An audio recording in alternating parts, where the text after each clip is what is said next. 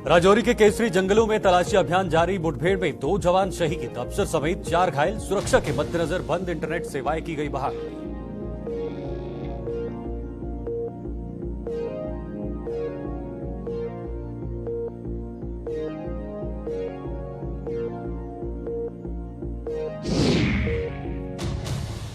गद्दार सरकारी टीचर का अवैध मकान हुआ जमींदोज। रियासी में गिराया गया सरकारी जमीन पर बना मकान। सरकार के निर्देश पर रियासी प्रशासन ने की कार्रवाई। कटड़ा नरवाल बम धमाकों का आरोपी है आरिफ शेख।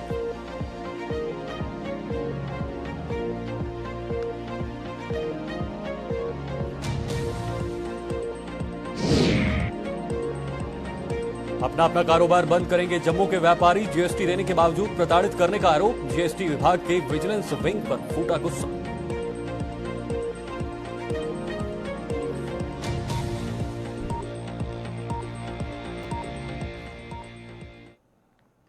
नमस्कार, जम्मू कश्मीर के इस खास बुलेटिन में आपका स्वागत है। मैं हूं आपके साथ शीतल शर्मा। अहम खबर के साथ इस बुलेटिन की शुरुआत करते हैं। जम्मू संभाग के जिला राजौरी के केसरी इलाके में सुरक्षा बलों और आतंकियों के बीच हुई मुठभेड़ थम चुकी है और जंगलों में बड़े पैमाने पर सर्च ऑपरेशन जारी है। उस मुठभेड़ में 2 जवान शहीद हो गए हैं और एक अधिकारी सहित 4 जवान घायल भी हुए हैं, जिन्हें इलाज के लिए उधमपुर स्थित कमांड हॉस्पिटल शिफ्ट किया गया है। इस मुठभेड़ में कुछ आतंकियों के भी हताहत होने की संभावना जताई जा रही है। हालांकि आधिकारिक तौर पर अभी इसकी पुष्टि नहीं हुई है। सुरक्षा को ध्यान में रखते हुए राजौरी में बंद की गई इंटरनेट सेवाओं को अब बहाल कर दिया है। इस खबर पर अपडेट के लिए हमारे साथ फोन लाइन पर हमारे सहयोगी जुड़ेंगे, लेकिन उससे पहले तस्वीरों के माध्यम से आप समझ सकते हैं कि सुबह से यहां पर जो मुठभेड़ चल रही थी, मुठभेड़ थम चुकी है, लेकिन उस बीच एक दुखद खबर भी सामने आई है, जिसमें हमारे 2 सेना के जवान जो है वो शहीद हुए हैं और इसके साथ साथ 4 जवान जो है वो घायल भी हुए हैं। हालांकि इसमें यह भी बताया जा रहा है कि कुछ आतंकियों की हताहत होने की खबर भी है, लेकिन अभी तक इसमें कोई भी ऑफिशियल जानकारी, कोई भी आधिकारिक पुष्टि इस पर सामने नहीं आई है। लेकिन फिलहाल ये सर्च ऑपरेशन अभी भी जारी है। सेना डटी है, सुरक्षा के जितने भी जवान हैं वो डटे हुए हैं, क्योंकि इलाका घना है, वहां पर जंगल है और इस वजह से वहां पर सुरक्षा कर्मियों को काफी दिक्कतों का सामना करना पड़ रहा है।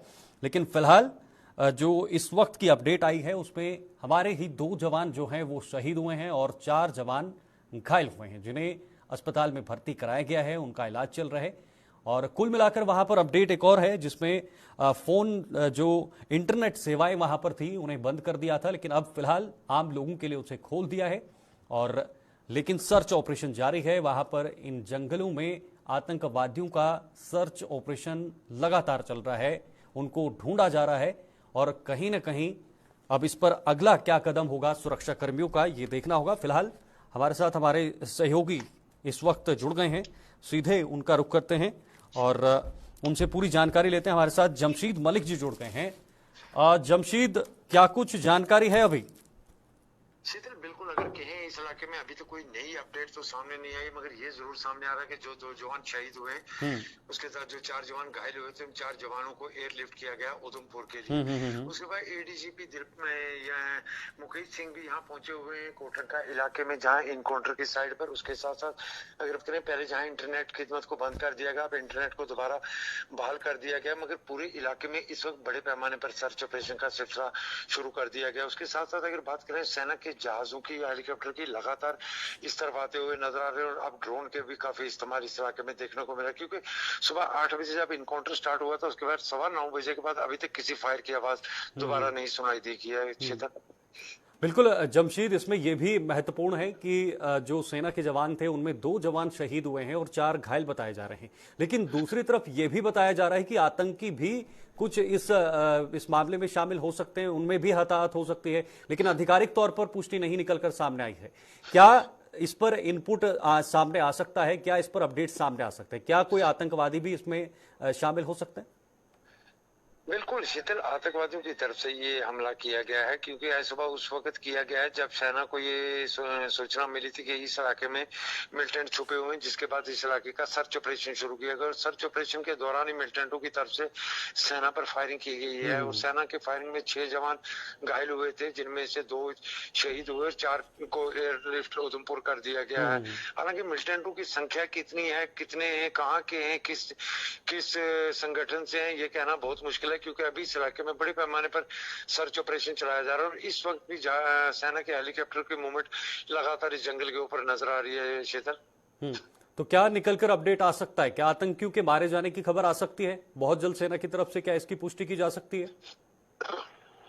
शीतल, कोशिश हमेशा सेना ये कि निकल ना पाए, क्योंकि हालांकि बहुत ज्यादा घना जंगल है। जंगल का फायदा मिलिटेंट की तरफ से उठाया जाता है, क्योंकि इससे पहले भी अगर बात करें मार्च 2000 पिछले साल मार्च में भी इसी जंगल के अंदर एक सर्च ऑपरेशन के दौरान मिलिटेंटों ने सेना पर फायरिंग की थी, जिसके बाद कई दिनों तक सर्च ऑपरेशन चलने के बाद मौसम खराब होने का फायदा उठाते हुए मिलिटेंट वहां से भाग निकले थे। उसकी बड़ी वजह शीतल ये एक बहुत ज्यादा घना जंगल और दूसरा पहाड़ी इलाका, उसका फायदा उठाते, क्योंकि इसके दूसरी तरफ चले जाते हैं, रियासी का हिस्सा आ जाता है, जिसका फायदा उठाते एक डिस्ट्रिक्ट से दूसरे डिस्ट्रिक्ट का रुख कर लेते हैं। मगर इस बार खबर जो आ रही है कि सेना ने इस पूरे जंगल को चारों तरफ से घेर कर रखा हुआ है। शीतल, चले उम्मीद करते हैं कि जल्द से जल्द सेना इस ऑपरेशन में कामयाब हो और जितने भी आतंकवादी वहां पे हैं वो मारे जाएं। फिलहाल आप भी नजर बनाए रखिएगा। बहुत बहुत शुक्रिया ये तमाम जानकारी हमारे दर्शकों तक साझा करने के लिए। तो आपको बता दें अभी वहां पर सर्च ऑपरेशन जारी है और जल्द ही ये खबर भी आ सकती है कि आतंकियों को सेना ने मार गिराया है, उसकी पुष्टि भी हो सकती है।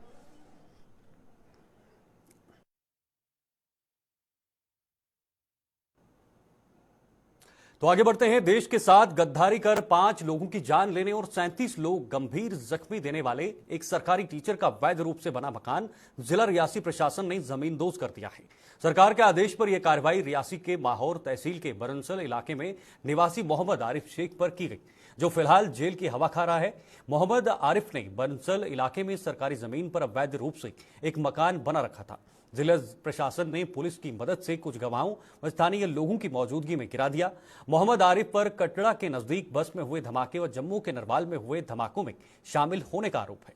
कटड़ा के कटवाल इलाके में बस में हुए धमाके में 5 लोग मारे गए थे, जबकि 28 घायल हो गए थे। वहीं नरवाल धमाकों में 9 लोग घायल हुए थे और पुलिस द्वारा की गई जांच में मोहम्मद आरिफ का नाम सामने आया था, जिसे गिरफ्तार कर लिया गया था।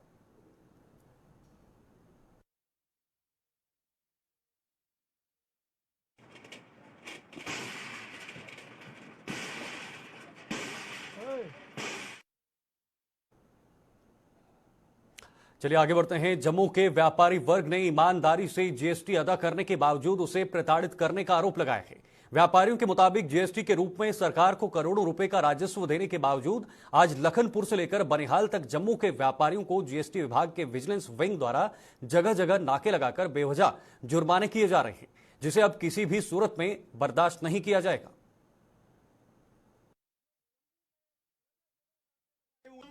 ये टैक्स जम्मू के व्यापारी दे रहे हैं, अधिकतर टैक्स जो है जम्मू के व्यापारी दे रहे हैं, लेकिन जम्मू के व्यापारियों को क्या मिलता है?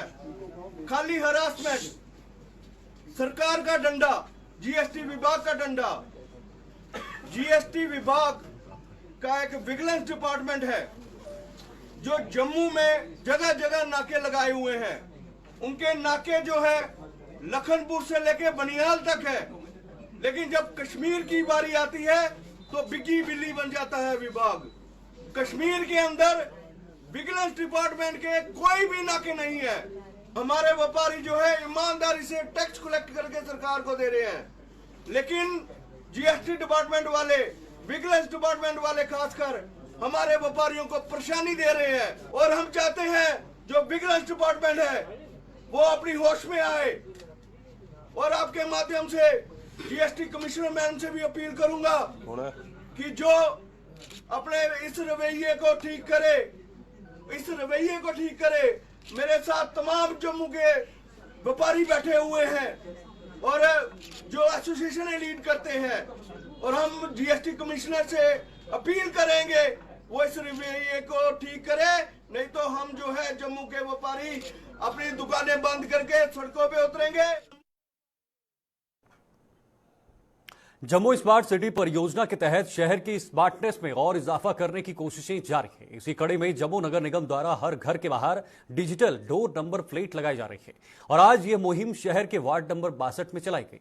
जम्मू के मेयर और म्युनिसिपल कमिश्नर की मौजूदगी में इस वार्ड में डिजिटल डोर नंबर प्लेट लगनी आज से शुरू कर दी गई है।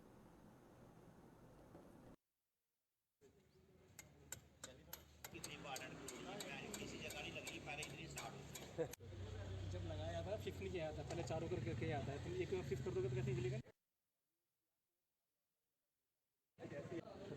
एक बहुत अच्छा प्रयास है जिसमें हर घर को एक प्रॉपर नंबर मिलेगा, उससे उसका वार्ड भी डिपिक्ट होगा, हाउस नंबर भी डिपिक्ट होगा और कौन से एरिया में है वो भी उससे मालूम चल जाएगा।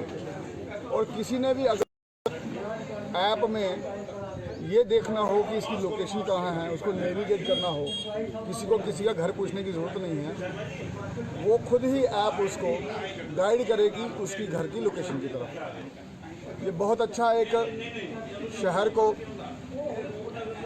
प्लानिंग के साथ नंबरिंग करने का सिस्टम है। और इसमें हमारे जो राहुल यादव जी हैं, बहुत अच्छा काम किया है उन्होंने। और जम्मू शहर में चीज़ें बदल रही हैं, व्यवस्थाएं सुधर रही हैं, प्लानिंग के साथ और नई ओरिएंटेशन के साथ काम हो रहे हैं, इसलिए मैं सबको बधाई देता हूँ। कोई सामान ऑर्डर किया है या फिर खाना ऑर्डर किया है, उसमें आप इसको यूज़ कर सकते हैं। आपके घर पर कोई आपका नाती रिश्तेदार आने वाला है, कोई फ्रेंड आने वाला है, उनके साथ अपनी लोकेशन इसके माध्यम से शेयर कर सकते हैं। इसके अलावा जो हमारी म्यूनसिपल सर्विसेज है कि जैसे कि कई बार होता है कि मेरे घर पे कूड़ा नहीं उठा, तो किसी घर से कूड़ा नहीं उठा, तो आपको एग्जैक्ट आप दे सकते हैं, हमें पता रहेगा फिर इस घर की बात हो रही है कि जिससे कूड़ा नहीं उठा। या फिर कई बार आप बोलते हैं कि स्ट्रीट लाइट खराब है, मेरे घर के सामने वाली स्ट्रीट लाइट खराब है, तो आपको हमें भी नहीं पता चलता है कि वो कौन सी स्ट्रीट लाइट की बात हो रही है कि रूपनगर में फॉर एग्जांपल रूप नंबर में इस गली पर है और स्ट्रीट नंबरिंग भी अभी तक हमारी नहीं थी, तो हमने स्ट्रीट नंबरिंग भी दी है। तो आप सिंपली अगर आप अपने घर के नंबर ही बताते हैं कि मेरे घर के सामने वाली नंबर लाइट खराब है, तो हम एग्जैक्टली उस घर तक पहुंच सकते हैं कि किस घर के सामने वाली स्ट्रीट लाइट की बात हो रही है। तो वहीं कर्नाटक में कांग्रेस द्वारा दिए गए एक चुनावी वादे का विरोध तेज हो गया है। कांग्रेस ने अपने चुनावी घोषणा पत्र में बजरंग दल की तुलना प्रतिबंधित इस्लामिक संगठन पॉपुलर फ्रंट ऑफ इंडिया से करते हुए वादा किया है कि सत्ता में आने पर बजरंग दल पर प्रतिबंध लगाया जाएगा। कांग्रेस के इसी चुनावी वादे के विरोध में राष्ट्रीय बजरंग दल की जम्मू कश्मीर इकाई ने जम्मू में प्रदर्शन करते हुए कांग्रेस मुख्यालय के बाहर उसका पुतला जलाकर उसे खूब खरी खोटी सुनाई है। बजरंग दल ने चेतावनी दी कि कांग्रेस ने अगर अपने शब्द वापस न लिए तो उसे देश भर में इसका खामियाजा भुगतना पड़े।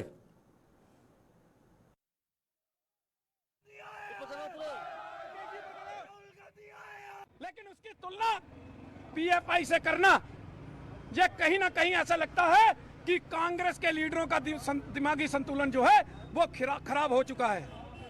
हम इनको चेतावनी देते हैं कि अपने शब्दों को वापस लो, अपने मैनिफेस्टो को वापस लो, अन्यथा पूरे देश के अंदर हिंदू समाज तुम्हें, यह कर्नाटका ही नहीं पूरे देश के अंदर इनको मुंह तोड़ जवाब जो है वो हिंदू समाज देगा। हमेशा हिंदू समाज आतंकवाद से पीड़ित रहा है, सदियों से हिंदू समाज ही प्रताड़ित रहा है। और हम अभी कल की घटना है कि एनआईए द्वारा कश्मीर के अंदर जिस प्रकार से छापेमारी की गई है, जमात के कई ठिकानों के ऊपर छापेमारी की गई है और उनकी फंडिंग का जो ब्यौरा है वो ने किस लिए पैसे मांगे, उन्होंने शिक्षा के लिए, समाज सेवा के लिए पैसे मांगे और वो पैसा किस जगह पर इस्तेमाल हो रहा है।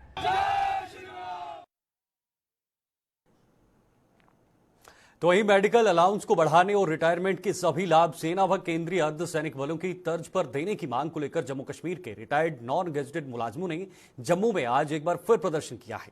इन लोगों के मुताबिक महंगाई के इस दौर में उन्हें मात्र 300 रुपए मेडिकल अलाउंस देकर सरकार उनके साथ मजाक कर रही है।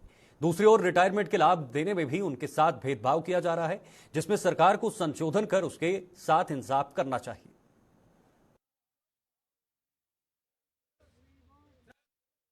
बात यह है कि ये जो हमारा मसला है मेडिकल अलाउंस का, ये हमें सिर्फ 300 रुपया दिया जाता है। आज के महंगाई के दौर में आपको मालूम ही है कि सेंट्रल डिपार्टमेंट जितने भी हैं उनको 1000 रुपया 2000 तरह से दिया जा रहा है, जबकि हमारे साथ बहुत बड़ा मजाक हो रहा है। सिर्फ 300 रुपया दिया जा रहा है, महंगाई के दौर में बहुत मुश्किल है। लिहाजा हम गवर्नर साहब से ये रिक्वेस्ट करते हैं कि जल्द से जल्द इस मसले को भी हल किया जाए और हमारा मेडिकल अलाउंस भी 1000 रुपया होना चाहिए। तीसरी बात ये है कि ये जो रिटायरमेंट का सिस्टम है ये just like other paramilitary force, just like army की तरह होना चाहिए। जिस दिन कोई आदमी रिटायर आता है उसी तरह हम उनको सब पूरा ड्यू एंड ड्राम दिया जाता है और उनकी पेंशन फिक्स हो जाती है। और हमारे डिपार्टमेंट में ये बात है कि सालों के हिसाब से आदमी खजल खराब होता है और उसकी पेंशन भी नहीं सेट होती। ये भी this is lot of injustice. और तीसरी बात ये है कि जो हमारे बच्चे रिटायरी हैं इनका भी जो है कि कम से कम 10% कोटा जो है हमारे बच्चों का होना चाहिए, ताकि हमें भी कोई राहत की सांस मिले। रुक करते हैं अगली खबर का। Jammu Kashmir medical employees federation ने अपने 2 मुद्दों को उजागर करते हुए सरकार से इस ओर ध्यान देने की अपील की है। फेडरेशन के प्रधान सुशील सूदन ने जम्मू में आज एक प्रेस कॉन्फ्रेंस को संबोधित करते हुए कुछ नियमित मुलाजमों को 6 महीनों को वेतन न मिलने का मामला उठाते हुए इन्हें तुरंत वेतन देने पर बल दिया है। उन्होंने डायरेक्टर हेल्थ जम्मू और डायरेक्टर फैमिली वेलफेयर के खाली पड़े पदों को भी तुरंत भरने की मांग की है। एक इशू है हमारा 2211 हेड का, जिसमें तकरीबन 3000 लोग हैं जम्मू और कश्मीर के, और ये all they are permanent employees, और इनको पिछले 6 महीने से तनख्वाह नहीं मिली है। और हर बार हम स्ट्रगल करते हैं, आपको भी पता है, तो ये हमें ये पे मिलती है। हमारी लेफ्टिनेंट गवर्नर अरुण मेहता जी से, जो चीफ सेक्रेटरी, हमारी उनसे रिक्वेस्ट है कि जैसे पूरे हिंदुस्तान में ये रीएम्बर्समेंट स्कीम है कि स्टेट अपने हेड से पैसा देती है और सेंटर जो है उसको बाद में आता है तो वो अपने पास रख लेते हैं, उसी तरह इसको भी रखा जाए ताकि ये जो इनकी पे है रेगुलर रहे। दूसरा हमारा एक मेजर इशू है वो डायरेक्टर हेल्थ सर्विसेज जम्मू और डायरेक्टर फैमिली वेलफेयर। पिछले 1 महीने 1 दिन से जो है पोस्ट जो खाली पड़ी हुई है, उसमें बहुत सारे लोग हैं जो, जैसे हमारी ट्रांसफ़र होती है अप्रैल में, हमारा वो पोर्टल खुलता है, बहुत सारे बीमार लोग होते हैं, बहुत सारे लोग जो है गरीब बड़े दूर अपने घर से गए हुए हैं, वो जब पोर्टल नहीं खुला तो उसमें क्या हुआ कि वो लोग, उनकी ट्रांसफ़र रह गई है। हमारी एक रिक्वेस्ट है कि 1-2 डायरेक्टर हेल्थ सर्विसेज और डायरेक्टर फैमिली वेलफेयर की पोस्ट भरी जाए। अब बात किश्तवाड़ की। किश्तवाड़ जिले के मड़वा इलाके में वीरवार को सैन्य हेलीकॉप्टर हादसे में जान गंवाने वाले सेना के तकनीशियन पी अनिल का पार्थिव शरीर आज उनके गृह राज्य तेलंगाना के लिए रवाना कर दिया गया। उधमपुर के कमांड हॉस्पिटल परिसर में आज सेना द्वारा आयोजित शोक सभा में स्वर्गीय पी अनिल को सैन्य सम्मान के साथ भावभीनी श्रद्धांजलि दी गई और उसके बाद उनका पार्थिव शरीर हवाई मार्ग से तेलंगाना भेज दिया गया। हेलीकॉप्टर हादसे में 2 पायलट भी घायल हुए थे, जिनका इलाज कमांड हॉस्पिटल में जारी है।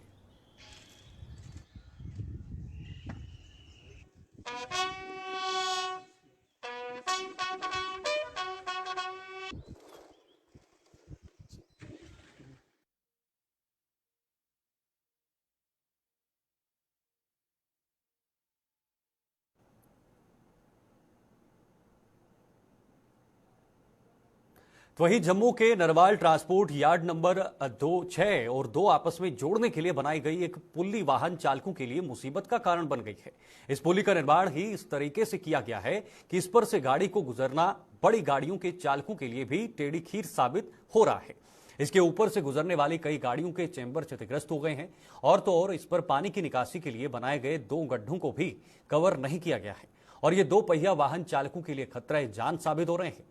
ट्रांसपोर्टरों व अन्य स्थानीय कारोबारियों ने इसका कड़ा संज्ञान लेते हुए प्रशासन से इस ओर ध्यान देने की अपील की है। आप देख ही रहे हैं कि एक तो पुली इन्होंने बनाई है और इसकी बीच में से हाइट बड़ी रखी है।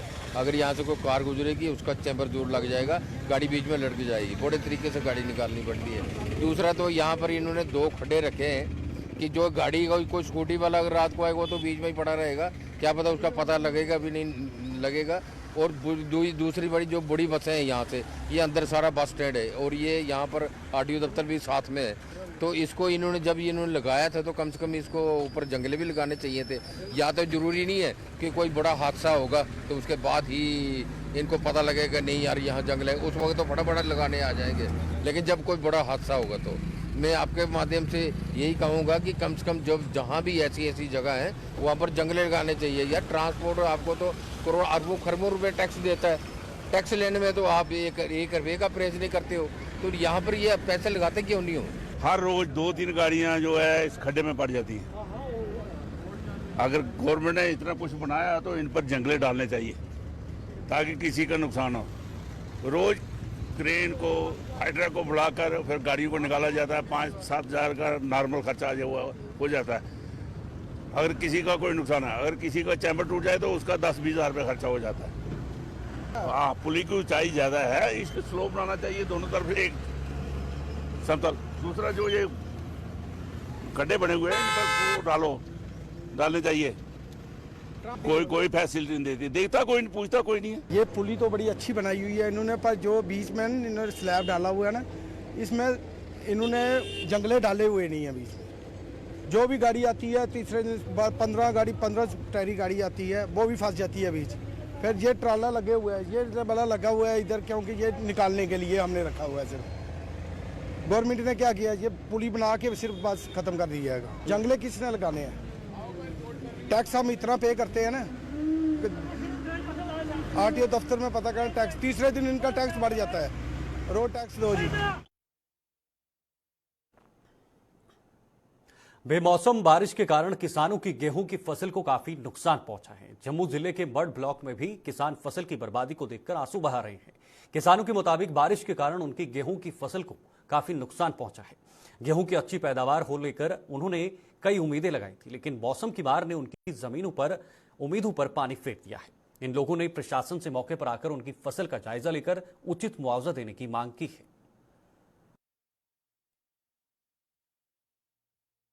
किसानों ने जो गंदम बीजी हुई थी, गंदम की कणक की फसल जो है ये बारिश की वजह से पूरी की पूरी जो है 100% जो है नुकसान हो गया है। अब जो गंदम की फसल है जो खड़ी है वो भी काली हो चुकी है, दाना जो उसका दाना है कणक का दाना वो काला हो चुका है, और जो खास करके जो काटी हुई है उसके अंदर जो है अंगूर जो है वो उसका जर्मिनेशन हो गया है, और बिल्कुल डस्ट है जिसको कहते हैं, बिल्कुल 100% खराब हो गई है। और कणक की फसल अगर खराब हो जाएगी किसानों की तो किसान जो है मर जाता है, क्योंकि कणक की फसल पे बहुत खर्च जो है, बहुत जितना हम खर्च करते हैं इतना ही हमें मिलता है। और तूड़ी जो है जिसको हम डोगरी में पो बोलते हैं, डंगरों मवेशियों के लिए, गाय भैंसों के लिए, वो हमें बचता है। लेकिन ये वो भी खत्म, और जो हमारी जो कणक है वो भी खत्म, और किसान जो है ये बड़ा मायूस है अब, क्योंकि इतना परेशान है कि अभी तक जो हमारी एडमिनिस्ट्रेशन की तरफ से कोई भी बंदा, ना तो रेवेन्यू की तरफ से कोई बंदा आया है, ना जिन लोगों ने इंश्योरेंस करवाया, जिन लोगों ने केसीसी लिए हुए इंश्योरेंस करवाया, इंश्योरेंस वालों को कोई भी आदमी इसको देखने के लिए अभी तक हमारे प्रैक्टिकली जो है ग्राउंड पे नहीं आया है। ਤੇ ਇੱਥੇ ਕੁਦਰਤ ਦੀ ਮਾਰ ਤੇ ਸਾਰਿਆਂ ਦੀ ਪਈ ਹੈ, ਲੇਕਿਨ ਕੁਦਰਤੀ ਮਾਰ ਕਰਨਾ ਗਵਰਨਮੈਂਟ ਦੇ ਵੀ ਚਾਹੀਦਾ ਕਿ ਥੋੜਾ ਮਤਾ ਸਾਡਾ ਵੀ ਕੁਛ ਮਸਲਾ ਹੱਲ ਹੋਈ ਆ, ਕਿ ਜਿਹੜੀ ਕਣਕ ਖੜੋਤੀ ਹੈ ਉਹ ਬਿਲਕੁਲ ਢੀ ਇਹਦੀ ਆ, ਪਰ ਘਾਹ ਜੰਮੀ ਇਹਦਾ ਆਣੀ ਮੌਕਾ ਦਿਖੀ ਸਕਦੇ ਨੇ, ਕੋਈ ਵੀ ਆਣੀ ਇੱਥੇ ਮੌਕਾ ਦਿਖੀ ਸਕਦਾ। ਮੌਕੇ ਦਾ ਕਰਨਾ ਮਤਲਬ ਜਿਹੜੇ ਇੰਸ਼ੋਰੈਂਸ ਵਾਲੇ ਉਹ ਵੀ ਆਣੀਆਂ ਦਿਖੀ ਸਕਦੇ ਨੇ, ਜਿਹਨੇ ਇੰਸ਼ੋਰੈਂਸ ਵਿਚਾਰੇ ਕਿਰਾਏ ਦਾ ਹੈ ਜਾਂ KCC ਕਿਰਾਏ ਦੀ ਹੈ, ਜਿਹਨੇ ਜਿਹੜਾ ਵੀ ਕਿਸੇ ਉਹ ਕਿਰਾਏ ਦਾ ਤੇ ਉਹਨੇ ਦੀ ਉਹਦਾ ਵੀ ਥੋੜਾ ਮਤਲਬ ਮਾਫ ਕੀਤਾ ਜਾ, ਤੇ ਜਾਂ ਪੈਸੇ ਉਹਨੇ ਦੇ ਵੀ ਦਿੱਤੇ ਜਾਣ। ਤੇ ਇਹਦਾ ਕਰਨਾ ਜਿਹੜਾ ਵੀ ਸਮਝ ਲੈ ਕੋਈ ਮਾੜਾ ਮੋਟਾ ਜਿੰਨਾ ਵੀ ਹੁੰਦਾ ਉਹਦਾ ਹੱਕ ਕਰਨਾ। ਬੜਾ ਖਰਚਾ ਕੀਤਾ ਦਾ ਲੋਕਾਂ ਤੇ ਆਖਿਰ ਵਿੱਚ ਇੰਨਾ ਹੋਇਆ, ਤੇ ਗਵਰਨਮੈਂਟ ਦੀ ਇੰਨੀ ਤੇ ਹੋਣੀ ਚਾਹੀਦੀ, ਕਿਉਂਕਿ ਵੋਟ ਦੇਣੇ ਆ ਅਸ, ਤੇ ਵੋਟ ਦਾ ਇਹਦਾ ਮਤਲਬ ਇਹ ਹੁੰਦਾ ਕਿ ਵੋਟ ਦਿੰਦੇ ਆ ਤੇ ਅਸੀਂ ਕੁਛ ਫਾਇਦਾ ਹੋਣਾ ਚਾਹੀਦਾ।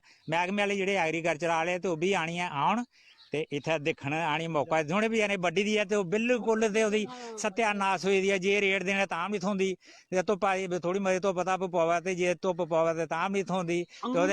ਹਾਂਜੀ ਅੰਗੂਰ ਵੀ ਕੱਢੀ ਆਈ ਦੀ ਹੈ, ਅੰਗੂਰ ਕੱਢੀ ਹੈ ਮਤਲਬ ਬਿਲकुल बेकार हुई है, काली स्याह हुई है। सभी मौका देखण आनी है, मौका देखिए आनी है लोकें का जेह्ड़ा खर्चा होदा वो देन। जेह्ड़ा मेरा जेह्ड़ा खर्चा होदा अपनी 18 कनाल जमीन है, 23-24 हज़ार रुपया खर्चा होदा है, ते आया तक इत्थै कोई दिक्खन नहीं आया। ते असें गरीब लोकें कुत्थों खानी है ते कुत्थों नहीं करनी है। पूरे गांव अंगूर निकली है सारे, जे डिग्गी ओह्दे अंगूर निकली दे, ते जेह्ड़ी बड्डी दी है ओह्दे अंगूर निकली दे। क्या आखना चाहोगे, कोई कंपोजिशन थोड़ा चाहिदा? हाँ, कोई पैसा कंपोजिशन थोड़ा चाहिदा असें जेह्ड़े गरीबें लोकें गी।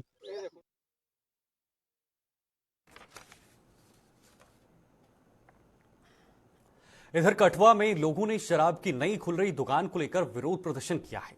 स्थानीय लोगों के मुताबिक शहर के मुख्य मार्ग पर शहीदी चौक से सटकर 2 शराब की दुकानें पहले ही खुली हुई हैं, और अब एक और वाइब शॉप को खोला जा रहा है, जिसका विरोध करते हैं शहर के वार्ड नंबर 1 और 5 के लोग सड़क पर उतर आए हैं और धरना शुरू कर यूटी और जिला प्रशासन के खिलाफ जमकर नारेबाजी की, जिसके कारण काफी देर तक यातायात भी बाधित रहा है।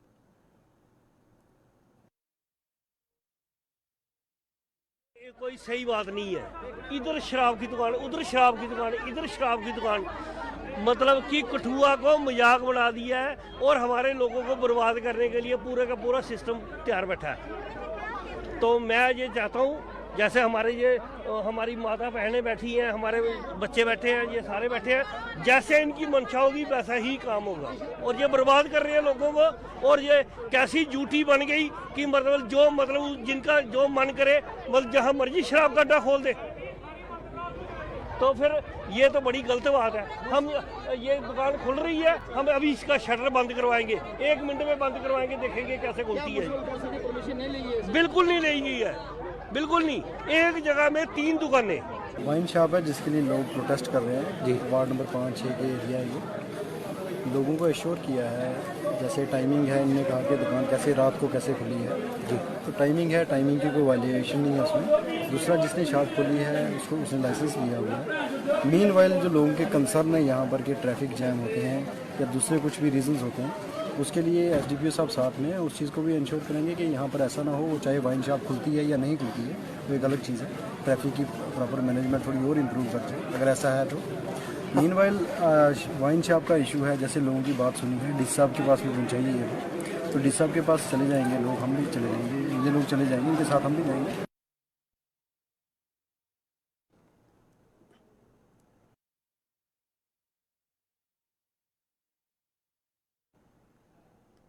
इस खास बुलेटिन में फिलहाल के लिए बस इतना ही। मुझे दीजिए इजाजत। नमस्कार।